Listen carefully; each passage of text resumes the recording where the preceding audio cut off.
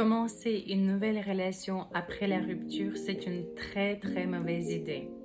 Car il faut d'abord soigner notre cœur. Il faut soigner cette douleur. Il faut prendre soin de nous, de nos sentiments, de se remettre. Et pourquoi prendre soin de notre cœur? Parce qu'il est blessé, parce qu'il y a la douleur. C'est comme si, imaginez, on a une blessure, ça saigne, et on va mettre tout de suite un pansement dessus. C'est faux, c'est pas bien. Il faut d'abord nettoyer la blessure, il faut la désinfecter, il faut mettre un produit spécial qui va aider à guérir au plus vite possible, et juste après on met le pansement. C'est exactement comme ça qu'on doit prendre soin de notre cœur après la rupture. Il y a des étapes, il y a des phases à vivre. La première étape, la première phase à vivre après la rupture, c'est la phase de déni. On se retrouve dans un état de choc. On est paralysé, si vous voulez. On ne comprend pas qu'est-ce qui se passe. Est-ce que c'est vraiment la fin? Qu'est-ce qu'il nous arrive? On ne se rend pas compte. On est en état de choc. C'est normal. Il faut passer par cela. La deuxième étape, la deuxième phase, c'est la colère. C'est la colère qu'on doit vivre. Il faut sortir cette colère de notre corps. Il faut aller faire le sport.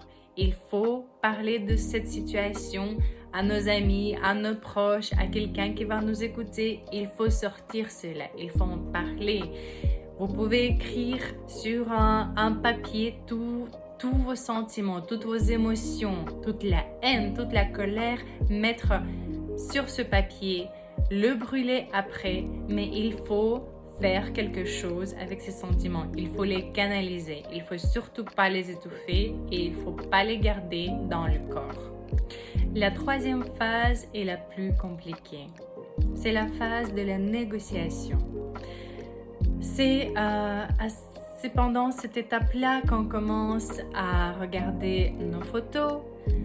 C'est là où on commence à négocier, et peut-être si je fais ça, et peut-être s'il fait cela, et pourtant, et on peut peut-être encore sauver quelque chose, et quelque chose est encore peut-être possible entre nous, etc., etc.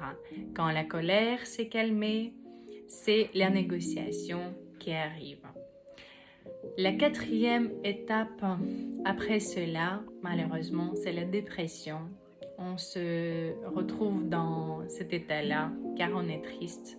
On commence à réaliser enfin que c'est vraiment fini, que c'est la fin. On est triste, on est en mauvaise humeur et c'est normal. Il faut passer par cette étape-là aussi.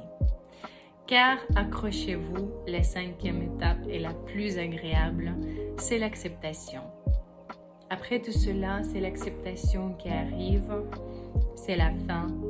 Je vais avancer, je vais commencer à nouveau, je vais tourner la page et tout ira bien. Donc, prenez soin de vous, prenez soin de votre cœur, soignez votre cœur d'abord avant de se lancer dans une nouvelle aventure. C'est très important. Prenez soin de vous.